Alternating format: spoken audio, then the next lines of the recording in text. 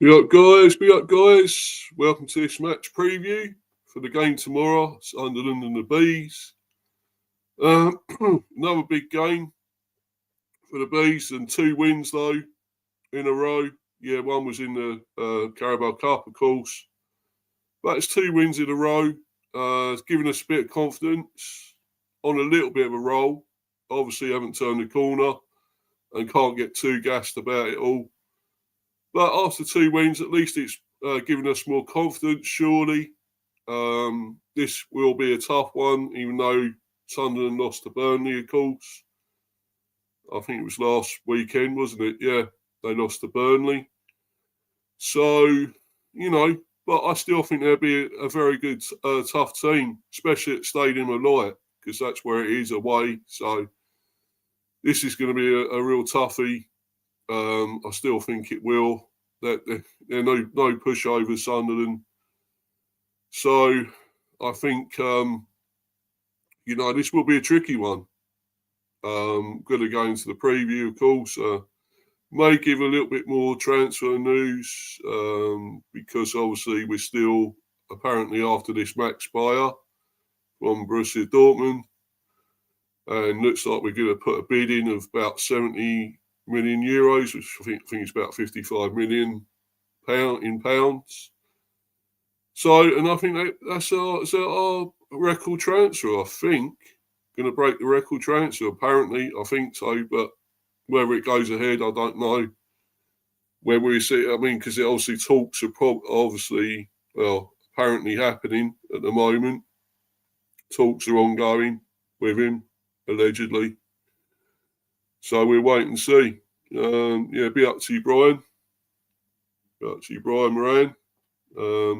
Hope you're well, buddy. I know it's not been good for you lately with Man United. Obviously that Grimsby one must have been a bit of a sickener, bit gutting, mate. But I think they actually deserved it in the end. Sorry, mate, but I think Grimsby deserved that win in the end, 2-0 up as well. I think they played you off the park at times. I thought they wanted it more than you did.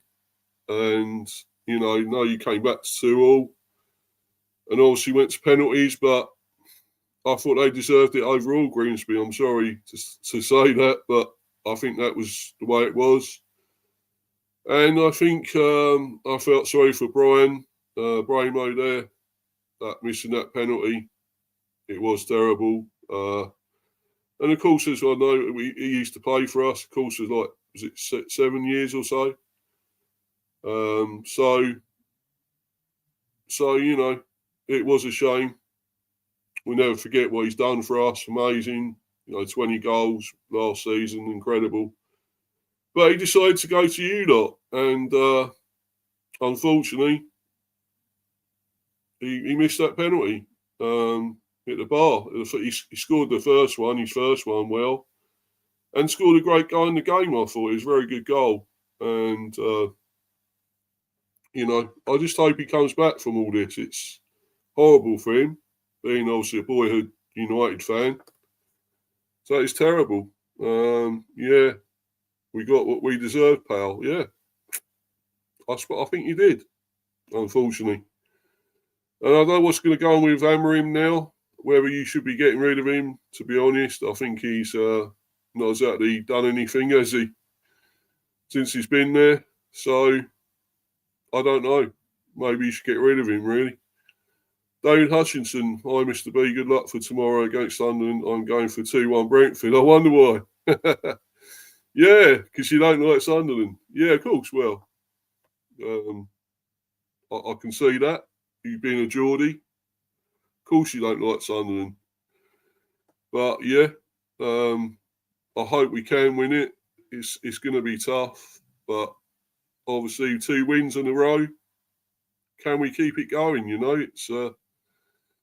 It's not easy. We got Chelsea after this as well. Okay, obviously we've got the international break before that, so a little break. But then we'll have Chelsea, and that'd be even worse, be even tougher. So really, we could do with another 3 points or a point in this one before we go into the Chelsea game, to be honest. So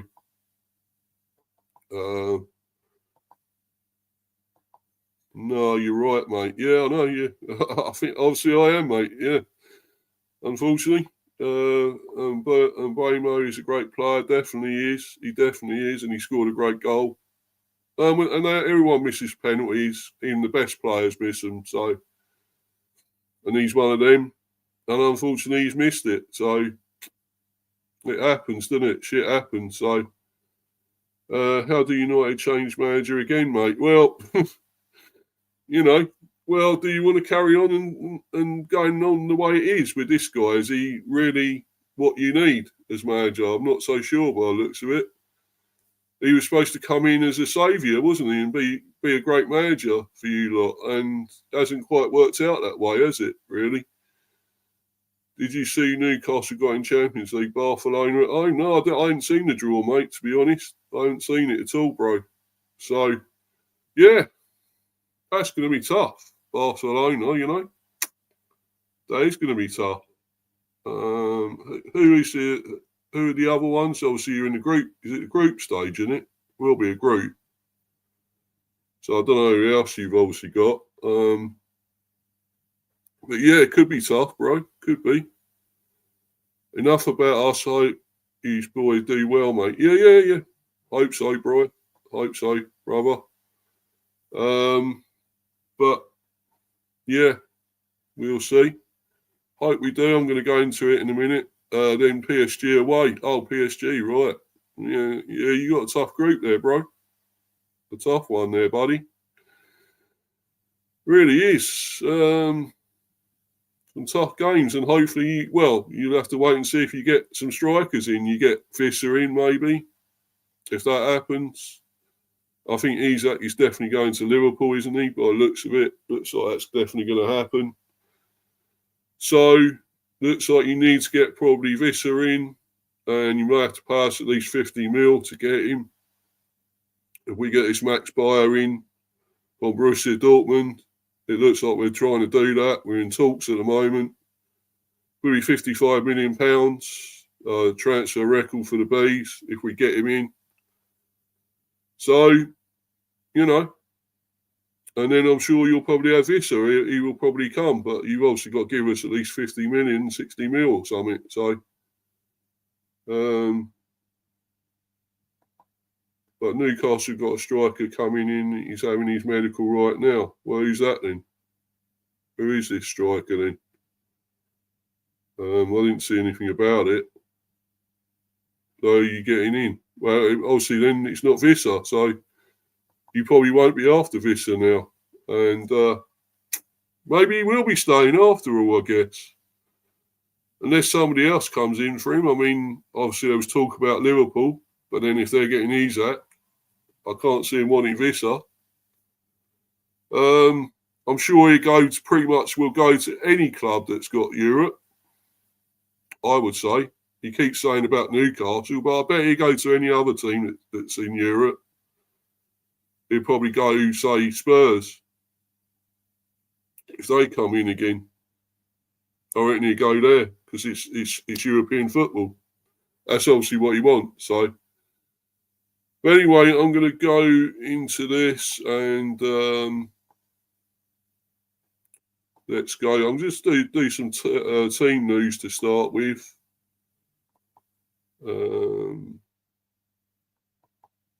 Team news to start with. Update on Henderson, Yannick, Maghoma, Nunes and Visser. Brentford issues update on Jordan Henderson, Vitaly Yannick, Paris Maghoma, Gustavo Nunes and Johan Visser ahead of Saturday's Premier League game against Sunderland. The Bees travel to Stadium of Light following back-to-back victories over Aston Villa and Bournemouth. Jordan Henderson absent for Tuesday's 2-0 win on the South Coast. Has trained fully this week. The midfielder came through the Aston Villa game well, and there are no concerns about his fitness. Vitaly Yannick has rejoined team training. He will continue to train over the coming weeks until he is available for selection. Gustavo Nunes is progressing well. The forward is back on the grass, but not yet ready to train with the squad. Paris Maghoma completed a positive week of training with the squad. The midfielder still has to build his fitness, having missed pre-season training. Johan Visser will not be part of the squad on Saturday. Well, that's no surprise, is it, really? His mind's elsewhere, let's be honest. He obviously don't want to be with us, don't want to play with us, play for us, so that's it. Oh, right, Nick Walter Mardy, or whatever, I don't know, from Stuttgart. Never heard of him, mate, to be honest. But if he's any good, well, we'll see, there, buddy. But who knows? He's got to hit the ground running, hasn't he? But you do need a striker, no doubt. So he could be what you want. He could be what you need there. Yeah. Nothing has changed in terms of my stance, said head coach Keith Andrews when asked about the forward in his pre-match press conference. There's been no movement. No, he will not feature against Sunderland. I'll focus on the group that's settled and doesn't have issues ongoing. Andrews added, I've spoken a lot about the level of respect I have for Johan, and what we have to say to each other will remain between us. He's training. The football club wants to hold on to Johan. The player he is, the person he is, I certainly don't want to lose him. You might have much choice, mate, to be honest, the way it's going. If the guy wants to go, what can we do about it? We keep him, extend his contract. What? Pay more, possibly. But will he still be the same player that we had before? That scored all those goals, 19 goals or whatever. So, is he really going to be the same player that wants to put it all in for the Bees? I'm not so sure. So I'd rather take a load of money, get rid of him, get his Max Bayer in and whatever. Anyone else we're after, this Makatadze, we're after him as well. Let's just take the money and get rid of the guy. If he don't want to be here, why should we keep him?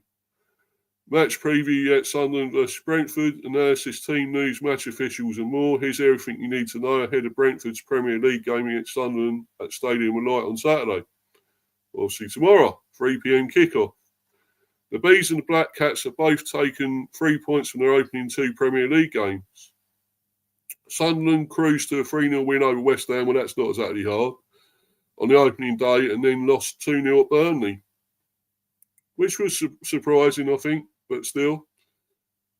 Well, Keith Andrews' side bounced back from a 3-1 defeat at Nottingham Forest by beating Aston Villa 1-0 last weekend. Brilliant.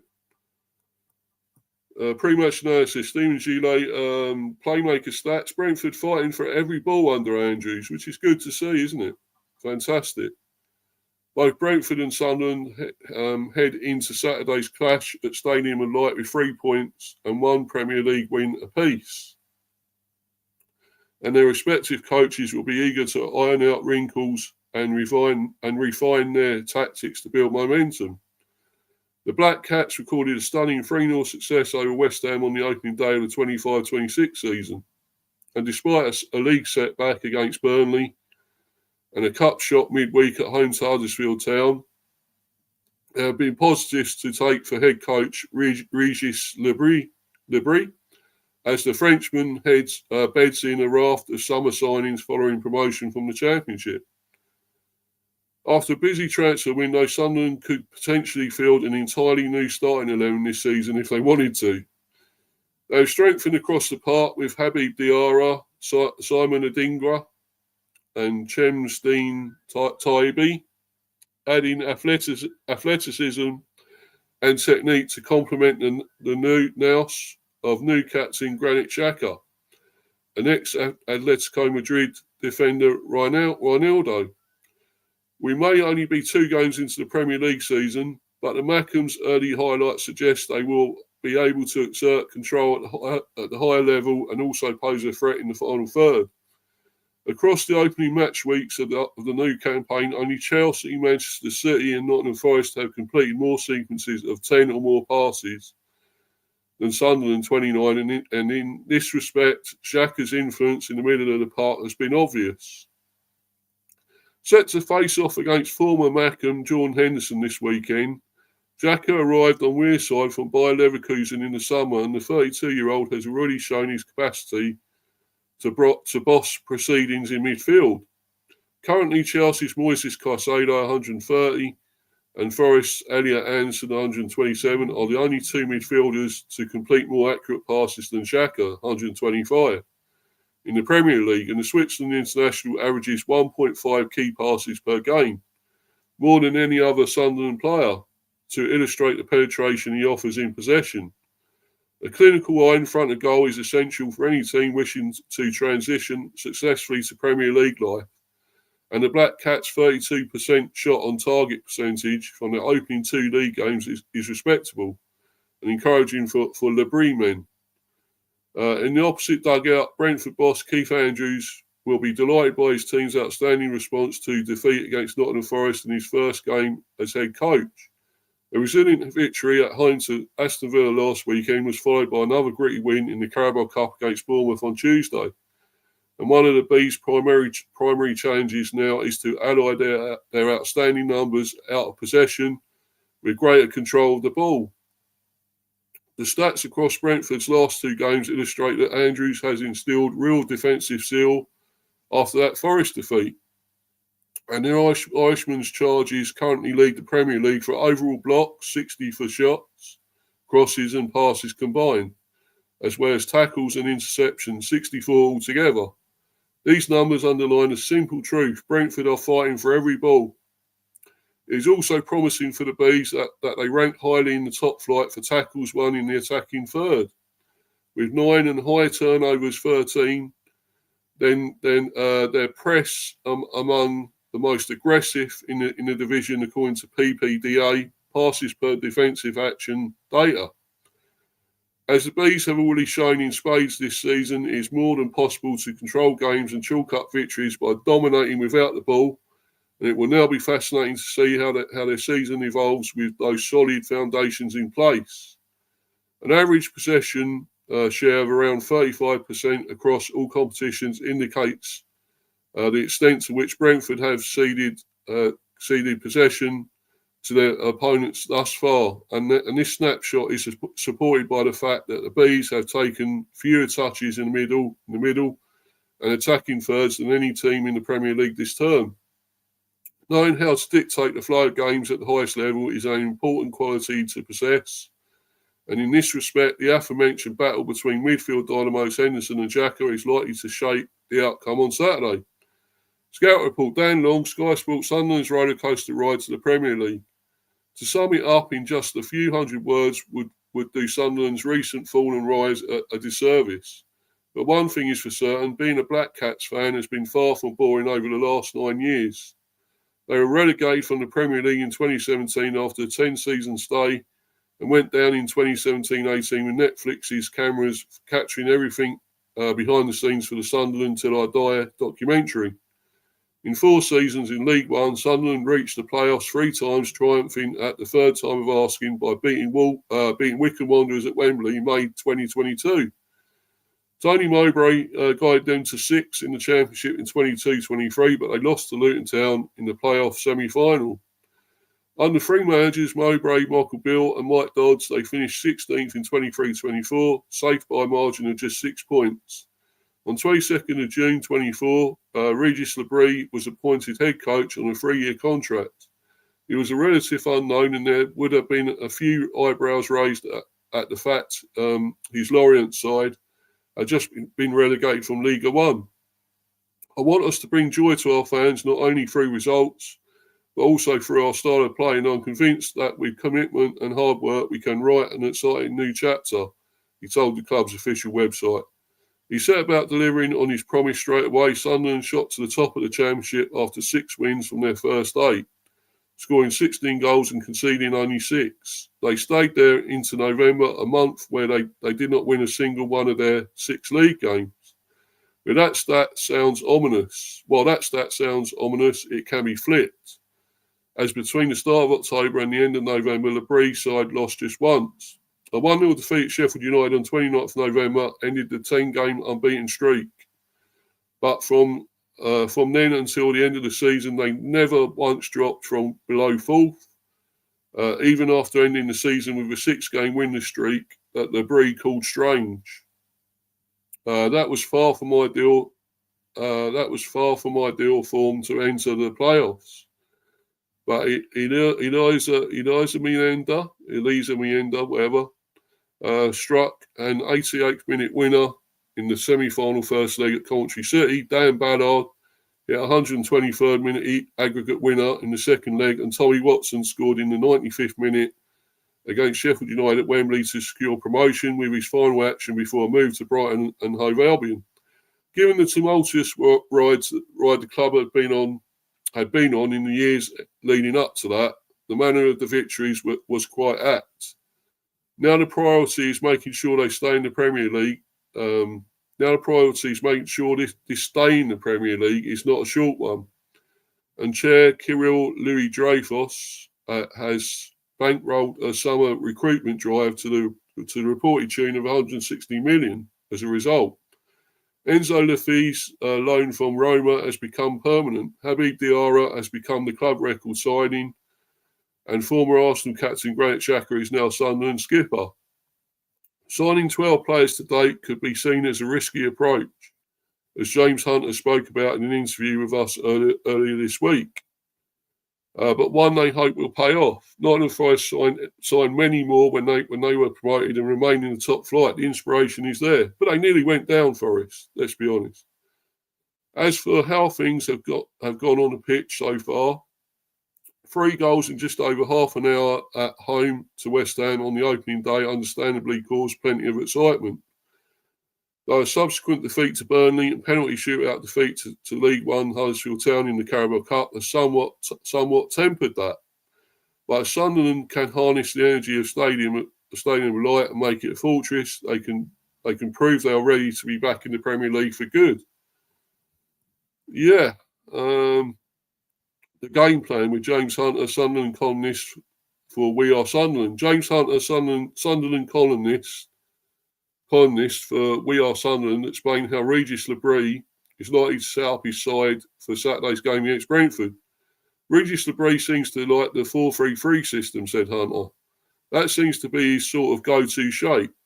They like to play a high-tempo style with a lot of pressing, and it's quite an exciting front-foot approach.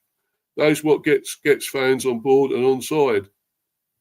It's not too dissimilar to what you see at Brentford in that respect, and that is probably the hallmark of this Sunderland team. You have got the experience of a Granit Xhaka, but then you have got the legs of the players around him and further up the pitch to do the chasing and to do the closing down. That is probably the best way to sum up what to expect. Last Premier League starting 11 versus Burnley 4-3-3. Roths in goal. Hume, Ballard, I believe he's out. I think injured. Is he not? I think he may be out. Alderete, Ronaldo, Diarra, Xhaka, Siddiqui, Talbi, Mayenda, Adingra. And that's a good team. A very good team.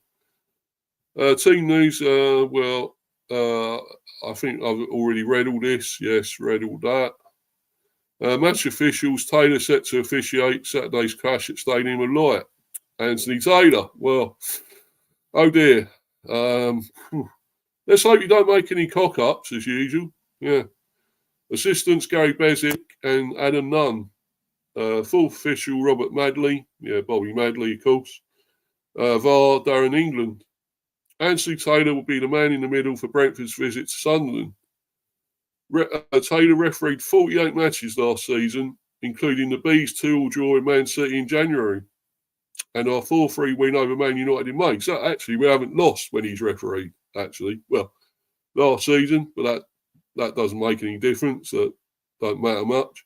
In total, Taylor showed 164 yellow cards and 12 reds last season. That doesn't mean a thing, because we could easily still lose. I mean, so we didn't lose when he refereed before in 2 games, but there we go. Last meeting, Sunderland nil, Brentford 2.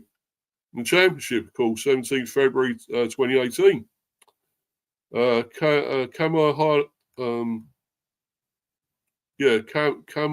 Hello, Mokajo's first goal in a Brentford shirt. Don't know what happened to him, to be honest, but put the Bees in there on their way to a win over Sunderland in February 2018. The South African international scored inside the opening 15 minutes. And Neil Mopai, of course, made it too soon after. Those strikes were enough for the Bees to take the points on their first ever visit to the Stadium of Light. And I don't know what happened to Mokajo. Why we didn't keep him, to be honest. South African international. Why didn't we hold on to him? I really don't know. But of course, Neil Mopai, we know what happened with him.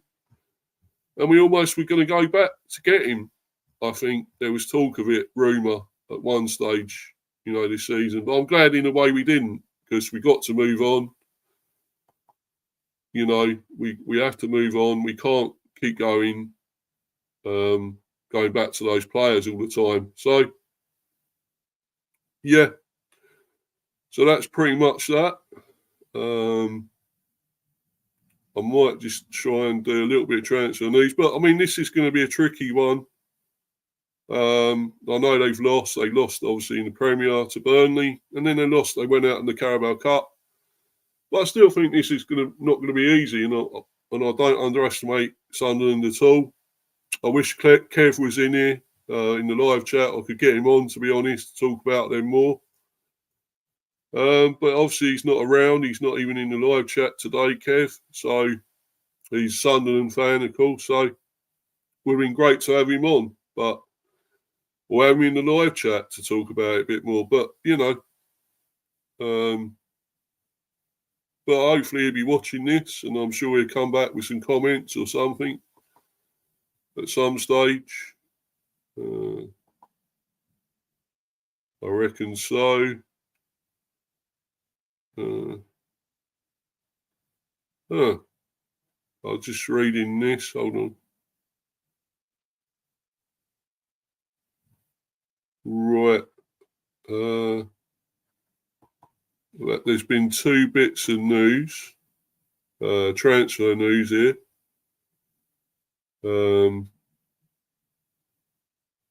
So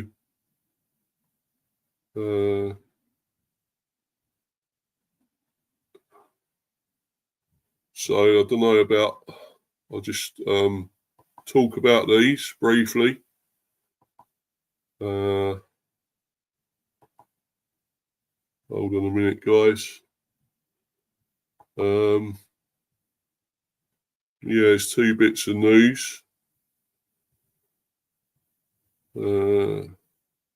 So let's see. Right.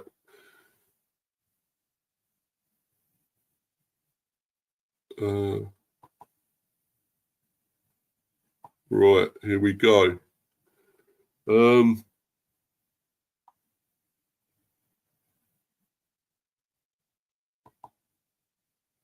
Obviously, I spoke about the bid we're going to do for Matt Spire.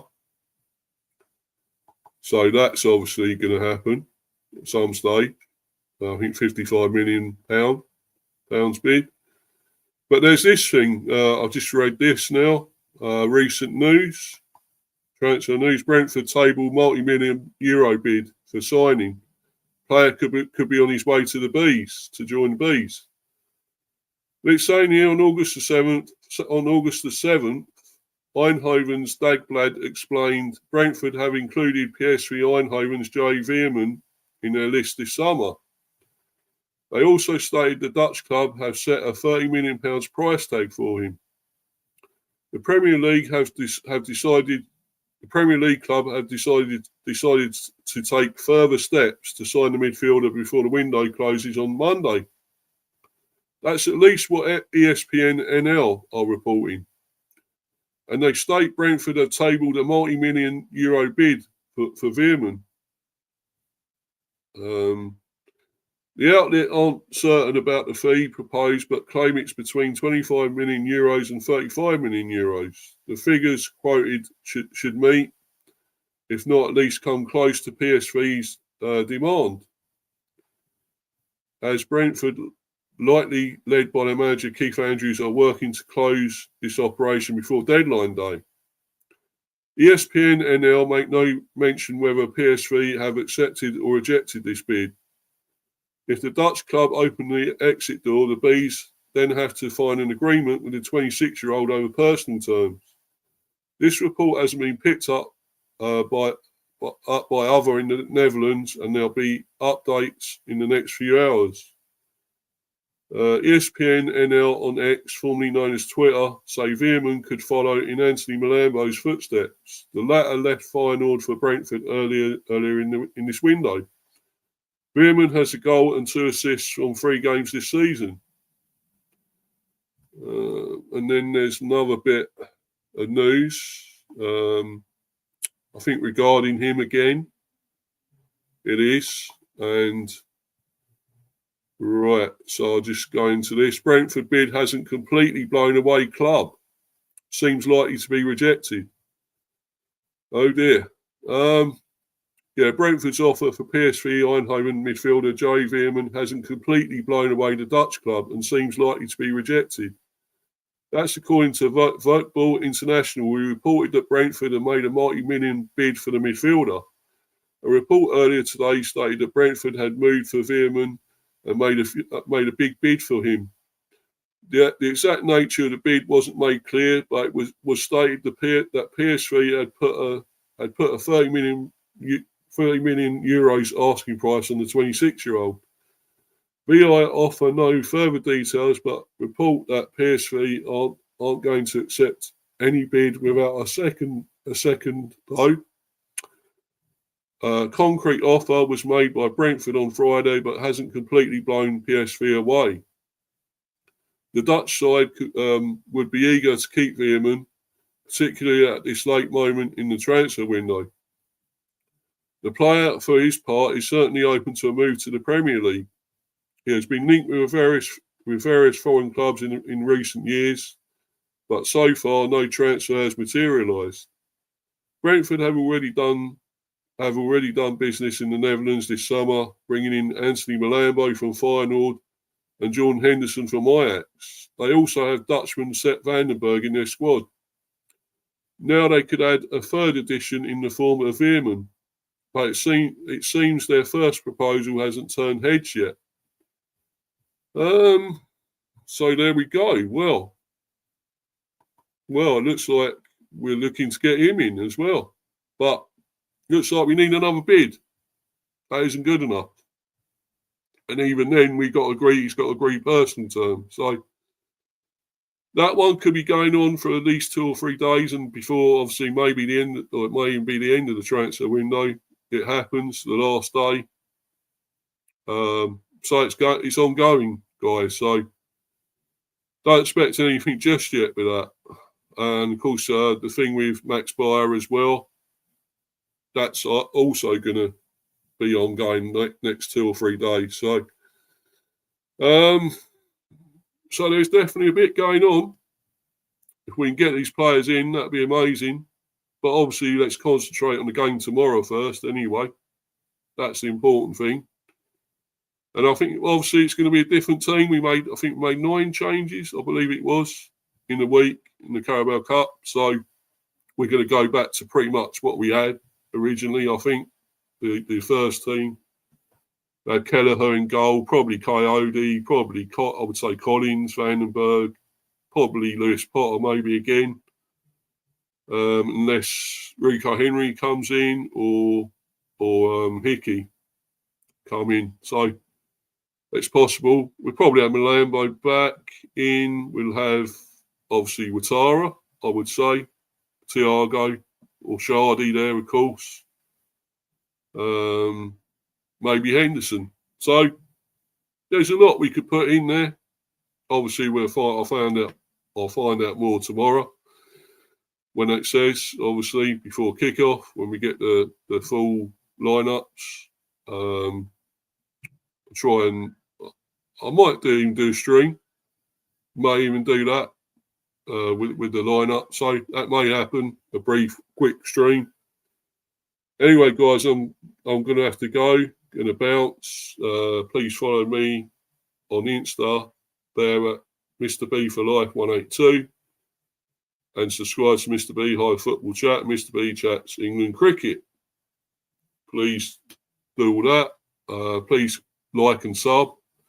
I'm now down to 171. I was 173 on there, but I don't know what happened. But anyway, please keep them going up. The subs, guys, I appreciate it. Your support and love. Everything is amazing. And thanks to the people in the live chat today, Brian Moran and David Hutchinson. Thanks to everyone there and people watching on live or on playback. It means a lot. And please keep doing that. Smashing the like, subbing. Be more tomorrow. I've got more content tomorrow. I think I will be doing a cricket stream as well tomorrow at some stage. More transfers. And this one, obviously, for the lineups. Stream about that. So, anyway, guys, thanks once again. I'm going to bounce. I'm going to get myself out of here. Thanks, everyone, again. Cheers, guys. Thanks. Bye. Come on, the bees. Come on, you bees, tomorrow. Yes, come on.